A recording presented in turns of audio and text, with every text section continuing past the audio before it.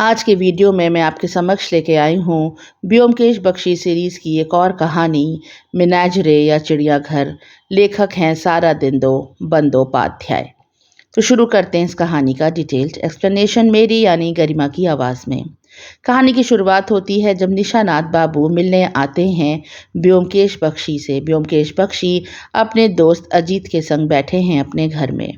निशानाथ बाबू बहुत ही सभ्य पुरुष हैं। उनके जो पहनावा है वो आम बंगालियों से बिल्कुल अलग है। वो सूट पहन कर आए हैं और अपना विजिटिंग कार्ड देते हैं ब्योमकेश बख्शी को। वो पहले एक जज रह चुके हैं और उन्होंने समय से पहले ही रिटायरमेंट ले ली क्योंकि उन्हें हाई बीपी की प्रॉब्लम रहती थी। और कई बार ऐसा होता है कि जो वर्डिक्ट्स उन्होंने सुनाए, जो भी सज़ा उन्होंने दी, वो कहते हैं कि कई बार उन्हें अफ़सोस भी होता है कि वो मदद नहीं कर पाए उन लोगों की। इसीलिए उन्होंने ऐसे लोगों की मदद करने के लिए जब रिटायर हो गए वो, तो उन्होंने गोलप कॉलोनी नाम की एक जगह रख रखी है। मीन्स उसी में वो रहते हैं और काफ़ी बड़े एरिया में वो कॉलोनी बना रखी है। तो वो कहते हैं कि उसमें जो भी निराश लोग हैं, ज़िंदगी से परेशान हैं, हैंडीकैप्ड है या कुछ भी ऐसी है जो अपना नॉर्मल दिनचर्या नहीं कर सकते हैं, पैसे नहीं कमा सकते हैं अपनी जीविका के लिए, तो वो इनकी गोलप कॉलोनी में रहते हैं आकर। और वहाँ पर ये लोग साग सब्जी उगाते हैं। वहाँ पे इन्होंने गाय रख रखी है, उससे दूध निकालते हैं और उसकी बिक्री करके जो भी आमदनी होती है उससे वहाँ रहने वाले लोगों का और इनका सबका पालन पोषण होता है। अच्छे खासे पैसे ये लोग कमा लेते हैं। निशानाथ बाबू पैसे के मामले में बहुत सतर्क नहीं है क्योंकि जब वो देते हैं पारिश्रमिक ब्योमकेश बख्शी को तो 50 की जगह वो 60 रुपये निकाल देते हैं। खैर, निशानाथ बाबू वहाँ पर क्यों आए थे? निशानाथ बाबू दो चीज़ों से परेशान थे, लेकिन जो मेन उनकी परेशानी की वजह थी, दरअसल वही उनके मौत का कारण भी बनेगी। पहले वो अपनी दूसरी परेशानी बताते हैं जो उनके लिए शायद कम इम्पॉर्टेंट है। वो बताते हैं कि कुछ दिन से रात में अचानक उनकी खिड़की पर कुछ फेंका जाता है, कभी कभी हफ्ते भर के अंतराल पे, कभी 15 दिन के अंतराल पे, और वो किसी कार का पुर्जा होता है। कभी कार के किसी पुर्जे के मीन्स कुछ भी उसका जो कार के पार्ट्स होते हैं उन्हीं में से कोई पार्ट अचानक इनकी खिड़की में से रात में फेंका जाता है। वो क्यों फेंका जाता है इनको समझ में नहीं आता। तो हंसने लगते हैं। ब्योमकेश बख्शी बोलते हैं कि ऐसा तो नहीं कोई आपको धीमे धीमे करके पूरी कार ही गिफ्ट कर दे उसका एक एक पार्ट डालते डालते। तो बताते हैं निशानाथ बाबू कि मैं बहुत परेशान हूँ इस चीज़ से। मुझे पता नहीं क्यों ऐसे लगता है कि ये किसी बहुत बड़ी दुर्घटना की आकांक्षा, मीन्स इसका बन ना जाए आगे जाके कि बहुत बड़ी कोई दुर्घटना हो जाए। और बताते हैं कि पिछली रात तो छोटी सी टॉय कार किसी ने फेंकी थी। तो ब्योमकेश बख्शी धीमे धीमे सीरियस होने लगते हैं। कहते हैं कि क्या आप किसी ऐसे आदमी को जानते हैं जिसकी कार का या कोई मैकेनिक हो? तो बोलते हैं निशानाथ बाबू कि नहीं, ऐसा तो नहीं है। फिर बहुत याद करने पे वो बोलते हैं हाँ, बहुत वर्ष पहले लाल सिंह नाम का एक आदमी था, एक पंजाबी था, जिसको इन्होंने सज़ा दिलवाई थी। सज़ाए मौत का पहले उसको फांसी की सज़ा दी गई थी। फिर बाद में उसने जब हाई कोर्ट में अपील की तब उसकी जो फांसी की सज़ा थी वो 14 साल के कारावास में बदल दी गई थी। वो शायद मैकेनिक था या ड्राइवर था, वो कुछ कार के पार्ट से इन्वॉल्व था। तो वो पूछते हैं ब्योमकेश बख्शी तब तो लाल सिंह अभी तक जेल में होगा, क्या 14 साल पूरे हो गए? तो कहते निशानाथ बाबू कि मुझे ठीक से पता नहीं, कभी कभी अच्छे आचरण के लिए कैदियों को जल्दी छोड़ दिया जाता है। ब्योमकेश बख्शी कहते हैं ऐसा तो नहीं कि वही आपसे कुछ बदला लेना चाह रहा हो, इसीलिए वो कार के पार्ट्स को आपकी खिड़की के अंदर फेंक रहा हो? इस पर निशानाथ बाबू निरुत्तर होते हैं। दरअसल निशानाथ बाबू किसी दूसरे काम के लिए ब्योमकेश बख्शी के पास आए थे। ये तो एक बहाना था आने का कि वो पार्ट्स फेंके जा रहे हैं, ये भी चिंता का विषय था, लेकिन उनकी मेन चिंता का विषय कुछ और था। उन्हें किसी खास औरत के बारे में पता लगाना था। एक ऐसी औरत जो अपने समय में एक बेहतरीन अदाकारा रह चुकी थी। उसका नाम था सुनैना। अब सुनैना के बारे में निशानाथ बाबू क्यों पता लगवाना चाह रहे थे, ये पूरी फिल्म, इस पूरी बुक में ये एक सस्पेंस है। लेकिन ये जो सुनैना है यही इनके लिए एक मौत का सबब भी बनेगी। कैसे बनेगी ये हम आगे कहानी में जानेंगे। अब ये बताते हैं निशानाथ बाबू कि उनकी जो गोलप कॉलोनी है, नाम ही इसका थोड़ा अलग सा है, तो बोलते हैं कि जो हमारी ये गोलप कॉलोनी है इसमें बहुत ही अजीब अजीब से लोग रहते हैं। बताते हैं कि जो भी लोग हैं जो अपनी जीविका नहीं कमा पाते वैसे लोग रहते हैं। जैसे वहाँ पर एक मुश्किल मियाँ रहते हैं। दरअसल उनका नाम मुश्किल मियाँ नहीं है, लेकिन उनका तकिया कलाम है हर बात पे कहना। इसमें मुश्किल ये है कि वो अपनी पत्नी के साथ वहाँ रहते हैं और साथ ही जो भी इन लोग की साग सब्जी होती है उसको बेचने के लिए जो गाड़ी रखी हुई है उसको चलाने का काम मुश्किल मियाँ करते हैं। फिर वहाँ पर एक रसिक बाबू रहते हैं। रसिक बाबू पहले कपड़े की मिल में काम करते थे, लेकिन कपड़े के मिल में काम करते करते उनकी जो उंगलियाँ थी एक दिन मशीन में आ गई और चारों उंगलियाँ उनकी कट गईं। उन्हें जो पैसे मिले वो बहुत कम थे। वो अपना गुजर बसर करने के लिए गोलब कॉलोनी में रहते हैं और हिसाब किताब देखते हैं निशानाथ बाबू का। साथ ही वहाँ पे ब्रजदास नाम का एक साधु भी रहते हैं। ब्रजदास जो है वो पहले साधु नहीं थे, दरअसल वो भी एक क्रिमिनल एक्टिविटी के आदमी थे जिसे निशानाथ बाबू ने सज़ा दिलवाई थी। लेकिन जेल में जब थे ब्रजदास तो इनका हृदय परिवर्तन हो गया और ये शुक्रिया अदा करने के लिए ढूंढते रहे निशानाथ बाबू को, और अब वो वहीं पे गोलब कॉलोनी में रहते हैं और जो भी इनकी कैटल्स हैं, गाय भैंस है, उनकी ये देखभाल करते हैं। साथ ही वह गोलब कॉलोनी में दो अजीबो गरीब डॉक्टर्स भी रहते हैं।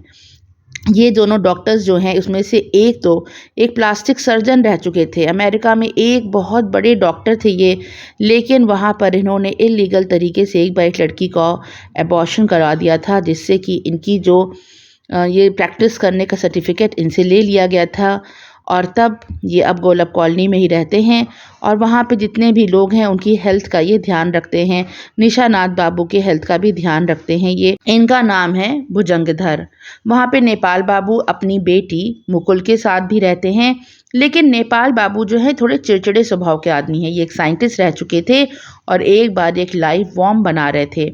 उस बॉम्ब को बनाते समय पुलिस ने इन्हें गिरफ्तार कर लिया था रंगे हाथों और इनका भी सर्टिफिकेट ले लिया गया था। ये तरह तरह के एक्सपेरिमेंट करते हैं गोलब कॉलोनी में रह के, जैसे कि तरह तरह की खाद बनाते हैं और कई बार इनके एक्सपेरिमेंट्स जो होते हैं वो फेल भी होते हैं। लेकिन नेपाल बाबू में एक घमंड है अंदर से और वो खुद को निशानाथ बाबू के बराबर का समझते हैं। उन्हें ऐसा लगता है कि निशानाथ बाबू हिसाब किताब में बहुत कमज़ोर हैं, लोग उन्हें बेवकूफ़ बना रहे हैं और अगर उन्हें गोलब कॉलोनी के हिसाब किताब का सारी जिम्मेदारी दे दी जाए तो वो बेहतरीन तरीके से ये काम कर सकते हैं। बहुत तेज़ दिमाग के हैं नेपाल बाबू, चेस बहुत अच्छा खेलते हैं। साथ ही इनकी जो बेटी मुकुल है ये एक बार फिल्म एक्ट्रेस बनना चाहती थी लेकिन बन नहीं पाई, तो अब वो बेचारी घर में ही रहकर जो घरेलू काम है किचन के उसमें हेल्प करती हैं और वहीं अपने पिताजी के साथ रहती हैं। ये तो हो गया छोटा मोटा ब्यौरा वहाँ पे कौन कौन रहता था। लेकिन अभी ये चिड़ियाघर क्यों है, वहाँ के लोगों की क्या डार्क पास्ट है। ज़्यादातर जो लोग हैं वहाँ पर रहते हैं सबका डार्क पास्ट है, क्रिमिनल पास्ट है, क्या क्या है ये धीरे धीरे कहानी में आगे आता जाएगा। फिर हम उसी जगह पहुँचते हैं जब निशानाथ बाबू ब्योमकेश बख्शी से मिलकर वापस जा रहे हैं और उन्हें पारिश्रमिक के रूप में 50 की जगह गलती से 60 रुपये दे गए हैं। ये देखते ही ब्योमकेश समझ जाता है कि निशानाथ बाबू जो है पैसे रुपए के हिसाब में पक्के नहीं हैं, बहुत कमज़ोर हैं। खैर, निशानाथ बाबू चले जाते हैं और ब्योमकेश बख्शी के जो दोस्त हैं अजीत, वो कहते हैं कि वो रमेंद्र बाबू नाम के एक आदमी को जानते हैं जो फिल्म इंडस्ट्री में बहुत गहरी पैठ रखता है। शायद उससे हमें ये जो हीरोइन है सुनैना, जिसकी जांच पड़ताल का काम मिला है ब्योमकेश बख्शी को, हमें कुछ मालूम पड़ जाए। और बिल्कुल सही आदमी के पास जाते हैं अजीत। रमेंद्र बाबू को बहुत कुछ पता है सुनैना के बारे में। रमेंद्र बाबू कहते हैं कि सुनैना जब आई थी फिल्म इंडस्ट्री में तब से वो उसको जानते हैं, लेकिन वो सामने से देखने में कैसी लगती है या किसी को भी नहीं पता, क्योंकि सुनैना जो थी वो हमेशा अपना मेकअप खुद से करती थी और हर कैरेक्टर में ऐसे ढल जाती थी कि उसका चेहरा ही बिल्कुल बदल जाता था। कई लोग तो ये तक कहते हैं कि उसके जो हस्बैंड हैं, मीन्स वो शादीशुदा थी, वो एक प्लास्टिक सर्जन थे और वो चेहरा ही बदल देते थे सुनैना का, इसीलिए वो हर मूवी में अलग लगती थी। सुनैना एक बेहतरीन अदाकारा थी, उसके चेहरे के हाव भाव बहुत अच्छे थे। अब इस कहानी को अच्छे से समझने के लिए अगर हम सुनैना के बारे में थोड़ी सी जानकारी पहले से ले लेंगे तो आगे हमें इस कहानी में और ज़्यादा इंटरेस्ट आएगा। सुनैना जो थी दरअसल हमेशा से एक एक्ट्रेस नहीं थी, पहले ये एक आर्टिस्ट थी, म्यूजिशियन थी और ये स्टेज परफॉर्मेंस भी देती थी। ऐसे ही इस तरह एक बार ये लंदन पर एक स्टेज परफॉर्मेंस देने गई थी जहाँ पर और भी ग्रुप्स आए हुए थे। वहीं पर एक ग्रुप के लड़के से इसकी मुलाकात होती है जो इसका होने वाला हस्बैंड था। लेकिन वो म्यूजिशियन होने के साथ साथ एक बेहतरीन प्लास्टिक सर्जन भी था, डॉक्टर भी था।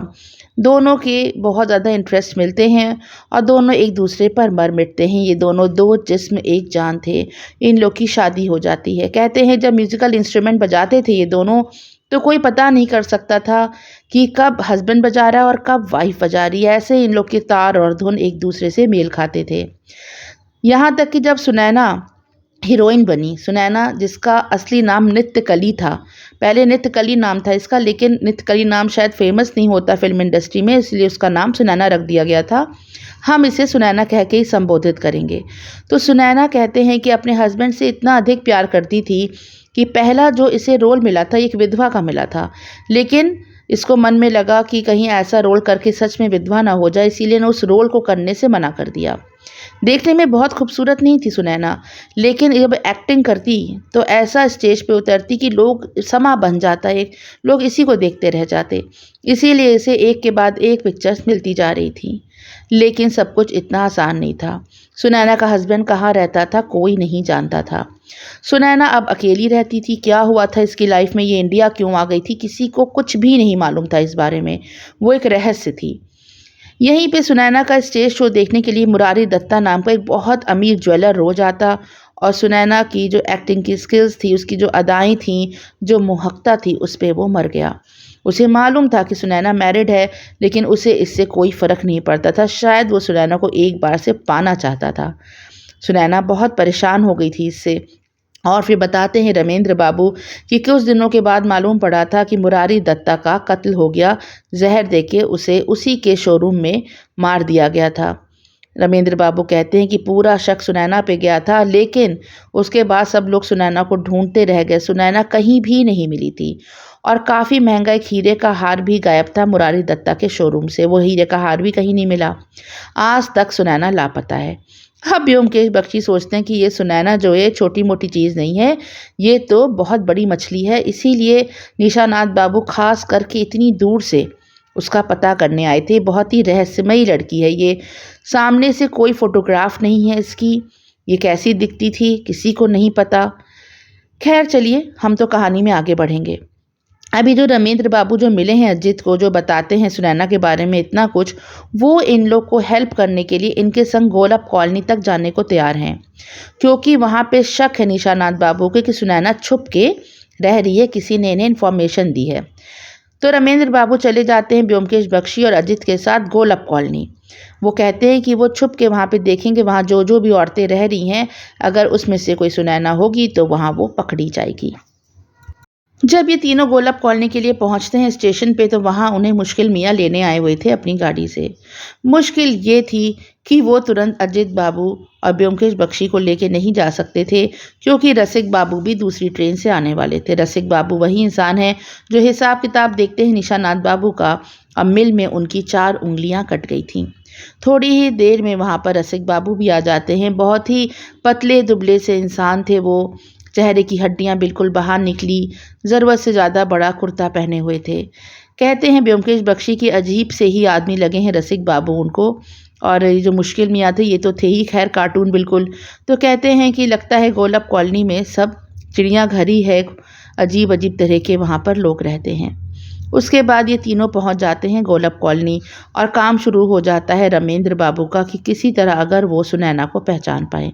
सबसे पहले वहाँ पर ये औरत के रूप में देखते हैं ये जो निशानाथ बाबू थे, इनकी जो पत्नी थी, लेकिन वो तो इशारा तुरंत कर देते हैं कि नहीं नहीं, ये तो बिल्कुल भी नहीं है। वो एकदम ही, उनका जो चेहरा था वो बहुत लंबी छरहरी काया की थी और बहुत सुंदर, बहुत गोरी थी। जबकि जो ये निशानाथ बाबू थे काफ़ी उम्रदार थे। उनकी वाइफ काफ़ी छोटी उम्र की थी, शायद उनकी ये दूसरी शादी थी। निशानाथ बाबू का अपना कोई बच्चा नहीं था। अजित जो था वो शायद उनका भतीजा था जो उनके साथ रहता था, और बहुत छोटी उम्र से ही वो निशानाथ बाबू के साथ था। उनकी पत्नी ने बहुत अच्छे से उस भतीजे विजय का ख्याल रखा हुआ था। उसके बाद मुश्किल मियाँ की जो पत्नी थी वो दिखाई देती हैं इन लोग को। मुश्किल मियाँ की पत्नी को देख के ज़रा सा ठिठक जाते हैं रमेंद्र बाबू। उनको लगता है कि कहीं यही सुनैना तो नहीं है। वो 2-3 बार देखते हैं और वो कहते हैं कि वो अब कन्फ्यूज़्ड हो रहे हैं। वो असमंजस में पड़ जाते हैं, कहते हैं कि एक झलक कहीं से तो सुनैना की मिल रही है, लेकिन अगले ही पल वो कहते हैं कि नहीं नहीं, ये भी सुनैना नहीं है। फिर उन्हें मिलती है नेपाल बाबू की जो बेटी थी मुकुल। मुकुल को देख के तो वो तुरंत कह देते हैं कि नहीं नहीं, ये सुनैना नहीं है। वहीं पे पीछे वनलखी नाम की भी एक औरत खड़ी थी जो बहुत ही उदास लग रही थी। अब वो चुपचाप से बाहर खिड़की के देख रही थी। पता नहीं क्या होता है, अचानक उसे चक्कर आता है, उसकी चूड़ी टूट जाती है, वह बेहोश होकर वहीं पे गिर जाती है। और यहाँ पर जो भुजंगधर थे वो जल्दी से उसे उठाकर उसके घर की तरफ ले जाते हैं। समझ नहीं पाते ब्योमकेश बख्शी की ये क्या हुआ। बताते हैं निशानाथ बाबू कि जो वनलखी है ये बहुत दुखियारी औरत है, लगभग 1.5 साल से यहाँ रह रही है, और जो यहाँ पर विजय है इनका भतीजा, वही इसको लेकर आया था कलकत्ते से। ये कलकत्ते में एक कॉफ़ी पीने कॉफ़ी हाउस में गया था। वहाँ पे ये औरत बैठे रो रही थी। इसे किसी आदमी ने एक्ट्रेस बनाने के चाम में धोखा दे दिया था, उसे बेच दिया था, या शायद अकेला छोड़ के चला गया था। तो ये बहुत दुखी थी, इसीलिए विजय यहाँ ले आया। तो पूछते हैं ब्योमकेश बख्शी निशानाथ बाबू से कि क्या आपने क्रॉस चेक किया कि सचमुच में ये वहाँ पर एक्ट्रेस बनने आई थी, इसका बैकग्राउंड क्या था। तो वो तो किसी को भी क्रॉस चेक करते ही नहीं थे। जो इनसे मदद मांगने आता था, ना इन्होंने भुजंगधर को कभी भी इसका बैकग्राउंड चेक किया था, और ना ही नेपाल बाबू का। किसी का भी बैकग्राउंड उन्होंने चेक नहीं किया था। कोई भी यहाँ पे कल्प्रिट हो सकता था। वो कहते हैं नहीं, जो भी मदद मांगने आता है मैं उसकी मदद कर देता हूँ। खैर, इन लोग घूम रहे थे गोलब कॉलोनी में, सबसे बातचीत भी हो रही थी। वहीं ये लोग देखते हैं ब्योमकेश बख्शी के नेपाल बाबू जो हैं और निशानाथ बाबू आपस में अक्सर बहस कर बैठते थे, क्योंकि दोनों ही एक दूसरे से खुद को सुपीरियर समझते थे। अचानक से गुस्से गुस्से में नेपाल बाबू जो थे वो उनके मुंह से निकल जाता है कि निकालूं बिल्ली झोले से, मीन्स तुम्हारा कोई राज मेरे पास है, मैं खोल दूं। और निशानाथ बाबू बहुत ज़्यादा घबरा जाते हैं ये बात सुन के, और फिर वहाँ तुरंत डिस्कशन ख़त्म हो जाता है, ये लोग चले जाते हैं। उसी शाम को ब्योमकेश बख्शी के पास एक चिट्ठी आती है। उसमें लिखा होता है कि अब आप लोग इस गोलब कॉलोनी वाले केस को इन्वेस्टिगेट करना बंद कर दीजिए, निशानाथ बाबू ने कहा था, और जो भी हेल्प आप लोग से मिली बहुत बहुत शुक्रिया उस चीज़ का, और आगे से आप यहाँ पर मत आइएगा। ब्योमकेश बख्शी को लगता है कि ये क्या बात हुई, अचानक से ही उन्होंने ऐसा क्यों मना कर दिया। तब फिर वो सोचते हैं कि वो ज़रूर जाएंगे एक बार गोलब कॉलोनी और ख़ुद से जाकर देख के आएंगे कि आखिर बात क्या है। लेकिन इस चीज़ की नौबत ही नहीं आई, क्योंकि सुबह ही इनके पास फिर से एक तार आता है जिसमें मालूम पड़ता है कि निशानाथ बाबू की डेथ हो गई है। शायद हाई बीपी से उनकी मौत हो गई थी। तुरंत ब्योमकेश बख्शी जो थे अजित के साथ पहुंच जाते हैं फिर से गोलब कॉलोनी। वहाँ पर भुजंगधर कहते हैं कि उन्होंने तो सुना था कि अब आप इन्वेस्टिगेशन नहीं कर रहे हैं। तो ब्योमकेश बख्शी कहते हैं नहीं नहीं, मैं भी इन्वेस्टिगेट कर रहा हूँ, और जब जो मेरे मीन्स हेल्प मांगने आए थे, आज उनको ज़रूरत है कि उनका कत्ल हो गया या उनकी डेथ हो गई है, तो मैं ज़रूर उनकी मदद करूँगा। उस कमरे में जाते हैं जहाँ एक दिन पहले इन्होंने खाना खाया था। उसी चौकी पे बेचारे निशानाथ बाबू का मृतदेह पड़ा था। बगल की खिड़की खुली हुई थी, और जो इनके मुंह से था एक खून की धार निकल गई थी, और कुछ भी ऐसा नहीं था जिस पे इन्वेस्टिगेट किया जाए। तभी देखता है ब्योमकेश की उन्होंने मोज़े पहने हुए हैं। इनको बड़ा लगता है अजीब सा कि निशानाथ बाबू जो थे वो गर्मी के दिनों में मोज़े, वो भी ऊनी मोज़े क्यों पहन के सो रहे हैं।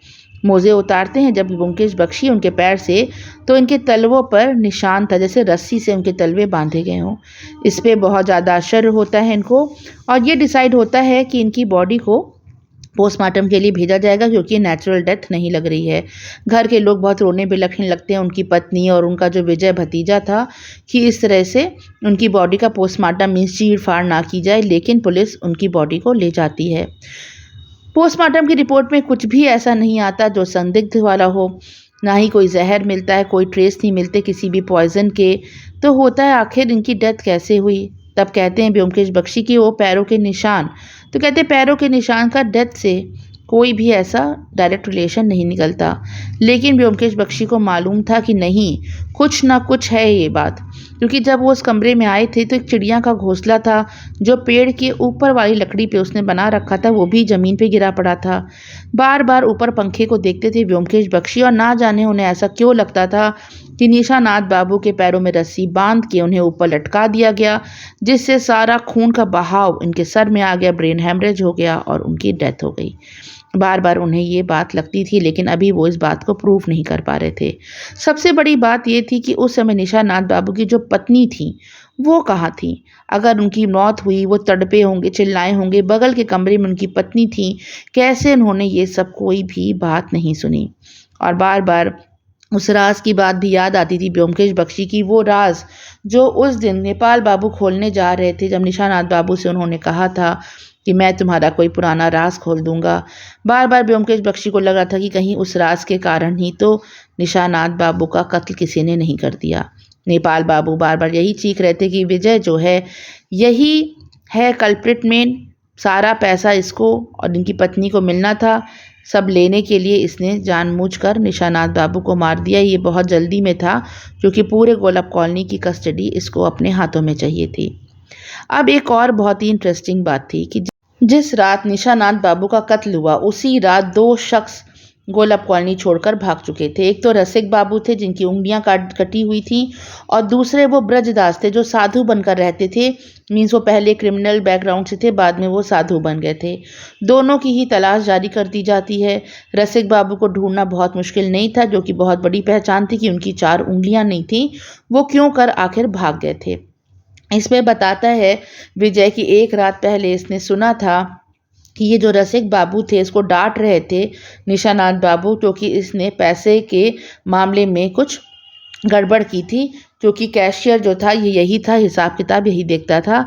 तो शायद रसिक बाबू जो है वो पैसे लेके भाग रहा हो, निशानाथ बाबू ने देख लिया हो, तो शायद उसने निशानाथ बाबू का कत्ल कर दिया हो। और दूसरा ब्रजदास, क्या पता ब्रजदास अपने मन में क्या रख के यहाँ आया था।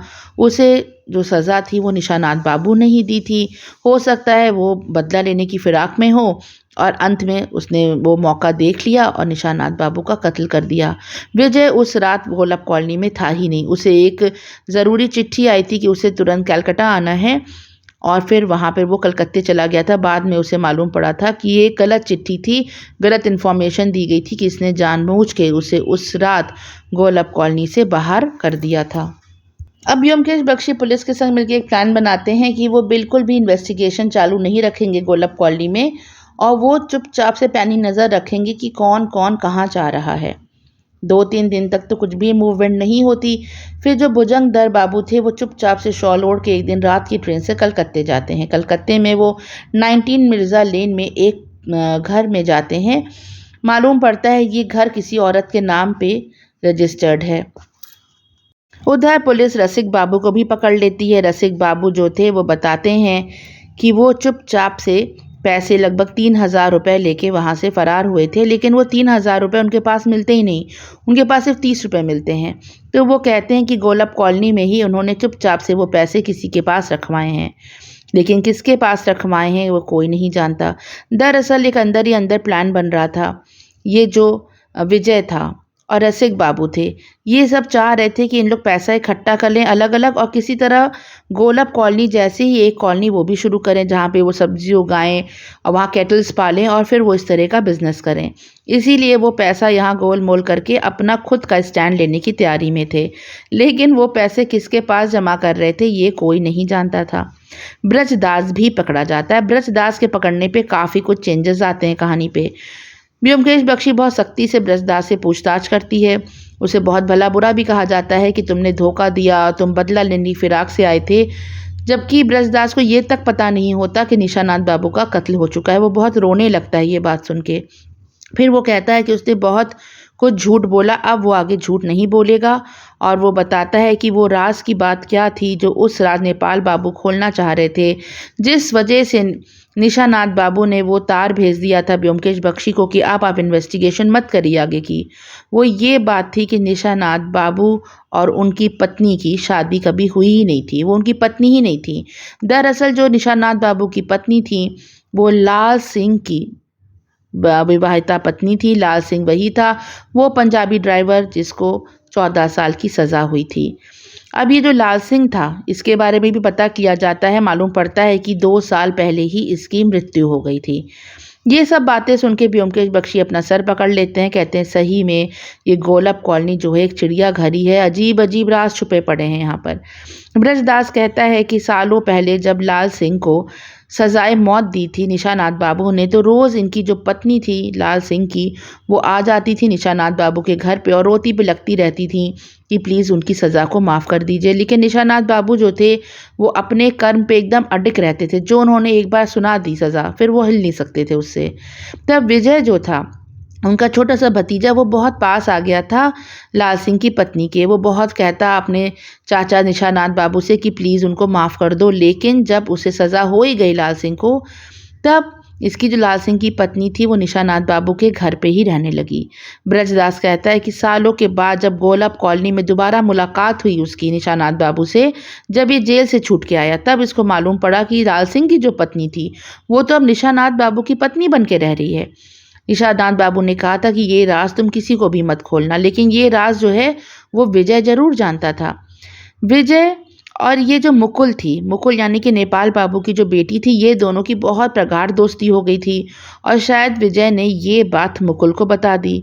दोनों की शादी भी होने वाली थी, लेकिन अचानक विजय को वनलक्ष्मी नाम की वो औरत मिल जाती, वो लड़की मिल जाती जो रो रही थी बैठ के कलकत्ते के कॉफ़ी हाउस में, और उसको इतनी ज़्यादा सिंपैथी हो जाती वनलक्ष्मी के लिए कि ये अब मुकुल को छोड़ के वनलक्ष्मी से शादी करना चाहता था।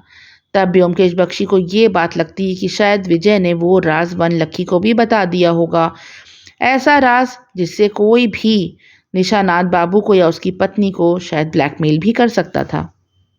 उधर इन्वेस्टिगेशन के दौरान ब्योमकेश बख्शी रमेंद्र बाबू से कहते हैं कि सुनैना जब एक्टिंग करती थी तब जो भी पिक्चर्स उसकी हैं वो उन्हें ला कर दे।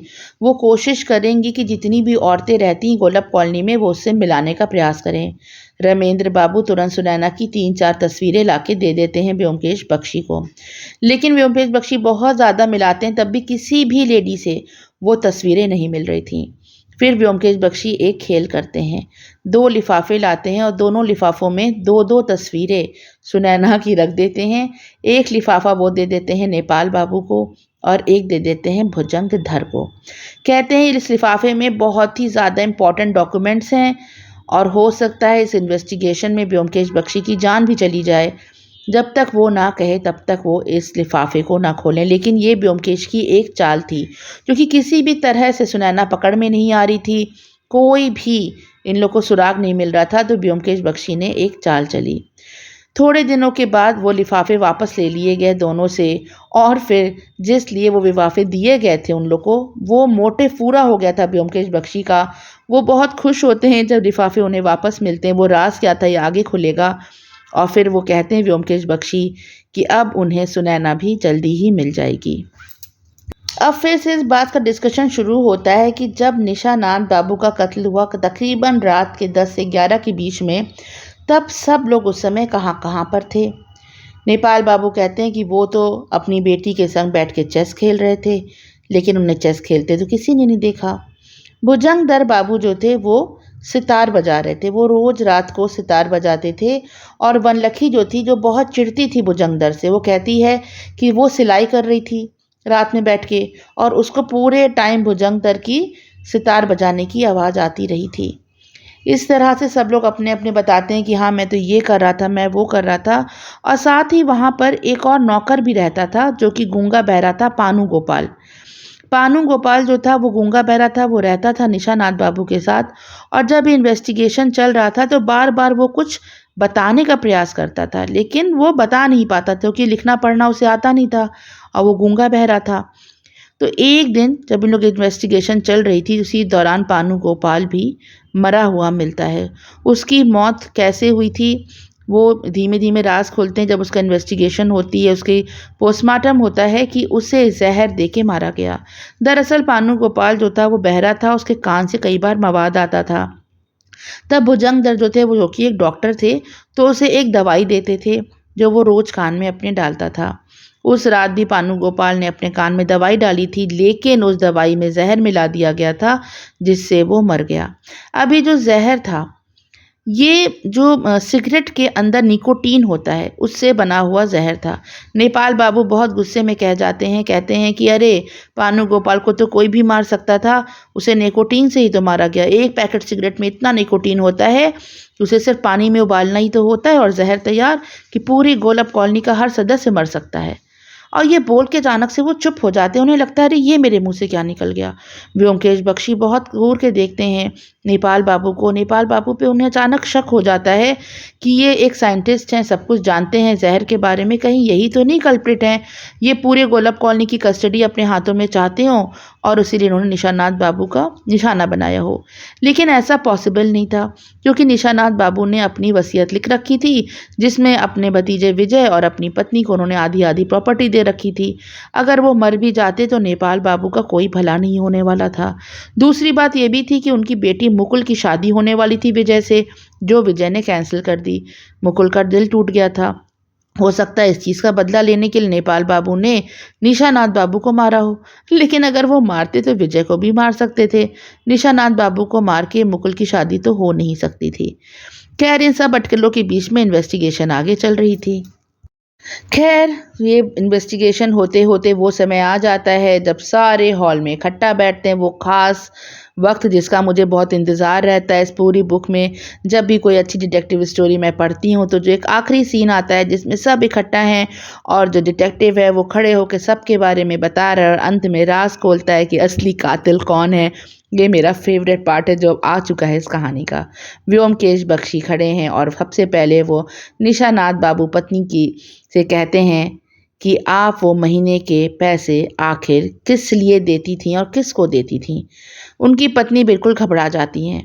फिर वो सोचती हैं कि अब तो सब राज खुल ही चुका है, तो वो कहती हैं कि दरअसल उन्हें अपने पति लाल सिंह की चिट्ठी कुछ महीने पहले मिली जिसमें उसने कहा था कि अगर वो उसे महीने के या जब भी वो मांगे 500 रुपये नहीं देंगी तो वो उसका राज कि इनकी और निशानाथ बाबू की शादी नहीं हुई है ये सबको बता देगा। तब बोलते हैं व्योमकेश बख्शी कि क्या आपको नहीं मालूम कि लाल सिंह जो आपका पति वो 2 साल पहले ही जेल में मर चुका है। इस पर वो चौंक जाती है निशानाथ बाबू की पत्नी। उन्हें तो पता ही नहीं था कि ऐसा भी कुछ हो चुका है। फिर वो कहती हैं कि उसकी तो फिर मुझे कौन ब्लैकमेल कर रहा था।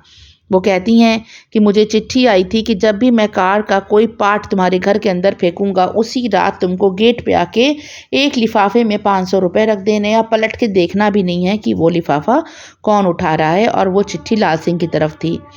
व्योमकेश बख्शी हंसने लगते हैं कि किसी ने अच्छे से बेवकूफ़ बनाया इनकी पत्नी को और हर महीने 10 दिन पर वो 500 रुपये उनसे लेता रहा है। उधर निशानाथ बाबू की पत्नी बिल्कुल सकते में थी कि आखिर इतने दिनों से वो किसको रुपए दे रही थी।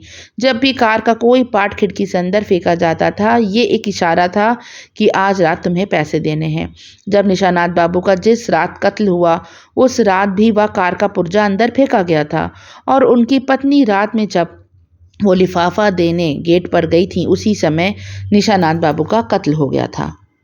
अब व्योमकेश बख्शी देखते हैं भुजंगधर की तरफ। भुजंगधर से पूछते हैं कि आपकी पत्नी कहाँ है। भुजंगधर ने सबको बता रखा था कि उनकी पत्नी अमेरिका में रहती हैं कई सालों से और वो वहीं पर हैं, उनसे वो सालों से मिले नहीं और वो एक फॉरेनर हैं।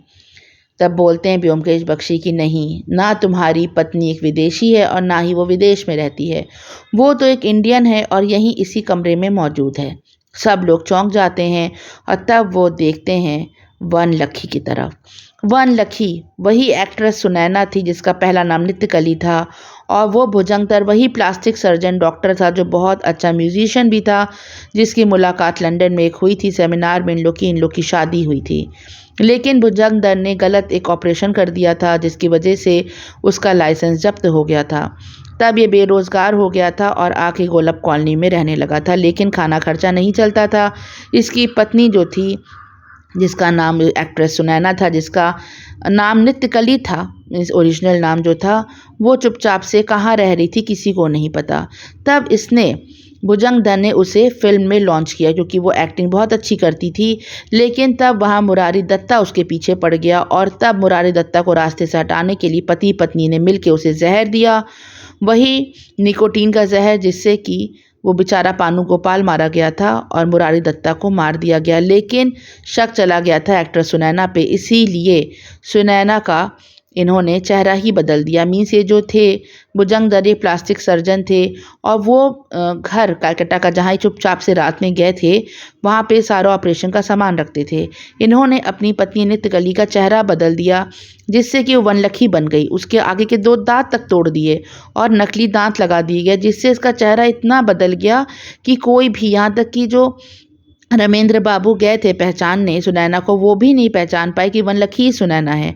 ना ब्योमकेश बख्शी पहचान पाए, क्योंकि सिर्फ प्लास्टिक सर्जरी ही नहीं, उसके दांतों का जो लुक बदल दिया गया था, उससे वनलकी को कोई कह नहीं सकता था कि यही एक ज़माने में एक्ट्रेस सुनैना रही होगी।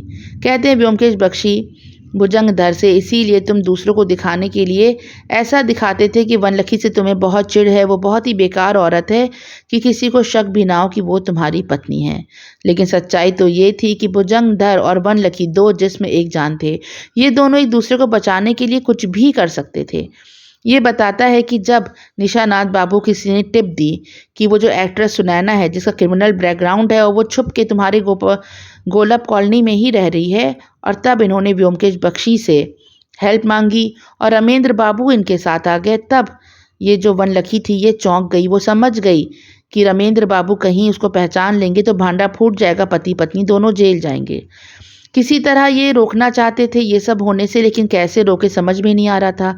अगर ये सुनैना जो थी वो कहीं भाग जाती, तब और पक्का हो जाता कि यही कुछ कल्प्रिट है, और हो सकता है पुलिस इन्वेस्टिगेशन होती कि अचानक वो गोलप कॉलोनी से कहाँ भाग गई, और तब मुरारी दत्ता वाला केस भी खुल के सामने आ जाता। इसीलिए सबसे अच्छा बात ये थी कि इन्वेस्टिगेशन को नया रुख दे दो, ऐसा कुछ कर दो कि पुलिस की जो ध्यान है वो सुनैना से हट जाए और निशानाथ बाबू की तरफ चला जाए। अब निशानाथ बाबू को कैसे मारा जाए? ऐसे तो बहुत आसान था, डॉक्टर था भुजंगधर, कोई भी इंजेक्शन दे देता या हवा भर के ही इंजेक्शन दे देता, तब भी हार्ट जो था वो रुक जाता। लेकिन तब ये पकड़ा जाता क्योंकि सुई का निशान हो सकता है स्किन पर से पोस्टमार्टम के दौरान मिल जाता। इसीलिए उनके पैरों में मोजा पहनाया गया, जो भुजंगधर ने किया। और जो ये कह रही थी वो वनलकी की, भुजंगधर जो था वो सितार बजा रहा था। कई लोगों ने सुना था उसे कमरे से लगातार सितार बजाने की आवाज़ आ रही थी। तो ये राज भी फाश हो गया कि भुजंगधर और वनलकी दोनों एक टक्कर के म्यूजिशियन थे। उस समय भी मैंने बताया था कि कोई पता ही नहीं कर पाता था कि आखिर कौन सा पार्ट म्यूजिक इंस्ट्रूमेंट का कौन प्ले कर रहा है, दोनों ही माहिर थे। भुजंगधर ने ठीक है सितार बजाना शुरू किया, लेकिन 5 मिनट के बाद आके वनलकी ने वो सितार पकड़ लिया। और ये बात कैसे पकड़ाई, क्योंकि ब्योमकेश बख्शी ने देखा कि वनलकी की जो इंडेक्स फिंगर है वो काफ़ी फूली हुई है, काफ़ी सख्त है, और ये तभी होता है जब कोई बहुत घंटों तक सितार बजाए। भुजंगधर चला गया मारने के लिए निशानाथ बाबू को, और उसकी जगह उसकी पत्नी सुनैना उर्फ वनलकी उर्फ नित्यकली ने ले ली। भुजंगधर गया निशानाथ बाबू के गले पे, पहले इसने हल्का सा ऐसे वार किया कि वो बेहोश हो गए। उसके बाद उनके पैरों में उसने रस्सी बांधी और उन्हें उल्टा लटका दिया। निशानाथ बाबू की पत्नी तो कमरे में थी नहीं, वो तो गेट पे रुपया रखने गई थी, और विजय को एक नकली तार देके कलकत्ता बुला लिया गया था। रास्ता साफ था, निशानाथ बाबू को उल्टा लटका दिया गया, सारा ब्लड जो था उनके सर पे आ गया, ब्रेन हैमरेज हो गया, उनकी मृत्यु हो गई। बस एक गलती कर दी भुजंगधर ने कि वो मोजे उतारना भूल गया जो उसने पहनाए थे, और एक गलती से ही ये राज खुल गया कि ये मीन्स नेचुरल डेथ नहीं है, ये मर्डर है। चुपचाप सब कुछ भुजंगधर और वनलकी सुनते रहते हैं, जैसे जैसे ब्योमकेश बख्शी उनके क्रिमिनल सबका ब्यौरा देते हैं। ये भी बताते हैं ब्योमकेश बख्शी कि तुम्हारा जो घर है कलकत्ता में, उस पर पुलिस ने रेड डाल दी है, वहाँ से वो हीरो का हार भी बरामद हुआ है जो मुरारी दत्ता के यहाँ से चोरी हुआ था। साथ ही 20,000 रुपये कैश भी मिले हैं। अब ये 20,000 रुपये कहाँ से आए? ये 20,000 रुपये वही थे जो रसिक बाबू चुरा के भागे थे। रसिक बाबू दरअसल वनलकी के प्यार के चक्कर में पड़े हुए थे, और वो चुपचाप से वनलकी को पैसा देते थे कि हम दोनों भाग जाएंगे, अच्छी ज़िंदगी जिएंगे। वनलकी ने विजय को भी बेवकूफ़ बना रखा था। विजय भी पैसे रुपए में गड़बड़ी करता था और वनलकी को देता, और वनलकी वो सारे पैसे देती भुजंगधर को। भुजंगधर जाके वो सब कलकत्ते के घर में छुपाता। वहाँ पे सारे ऑपरेशन के इंस्ट्रूमेंट भी मिलते हैं जो भुजंगधर यूज़ करता था प्लास्टिक सर्जरी करने के लिए। भुजंगधर अचानक से उठता है सब कुछ सुनने के बाद, और वह इशारे से वनलकी को अपने पास बुलाता है। अब यहाँ पर एक बहुत ही ड्रामेटिक सीन होने वाला है, जैसे मूवीज़ में होता है। दोनों लिप टू लिप किस करते हैं एक दूसरे को, और दोनों के मुंह से झाग निकलता है, दोनों वहीं गिर के मर जाते हैं। भुजंगधर ने अपने मुंह से जहर साइनाइड का दे दिया था वनलकी को। दोनों पति पत्नी एक दूसरे के लिए मीन्स क्राइम में भी इतने साथ थे जितना ज़िंदगी में भी साथ थे। दोनों वहीं खड़े खड़े ज़मीन पे गिरते हैं और मर जाते हैं। भुजंगधर को और दोनों को अपने कर्मों का फल वहीं मिल गया होता है। ब्योमकेश बख्शी कहते हैं कि अब हम लोग का यहाँ पर कोई काम नहीं है, ये जो केस था वो भी सॉल्व हो गया और जो उसके कल्प्रिट्स थे वहाँ पे उसको सज़ा भी तुरंत ही मिल गई। और इसी तरह से ये जो कहानी थी यहीं पे ख़त्म होती है। थोड़ी लंबी थी स्टोरी, ट्विस्ट और टर्न से भरपूर थी, लेकिन पर्सनली मुझे बहुत अच्छी लगी। मैंने पहले भी ये कहानी एक्सप्लेन की, लेकिन वो बहुत शॉर्ट समरी थी। आज मैंने इसका डिटेल्ड एक्सप्लेनेशन दिया है। आप लोग को कैसा लगा ज़रूर बताएं। अच्छा लगा हो तो इसे एक लाइक करें और जुड़े रहें मेरे चैनल से। Thanks for listening. Bye for now.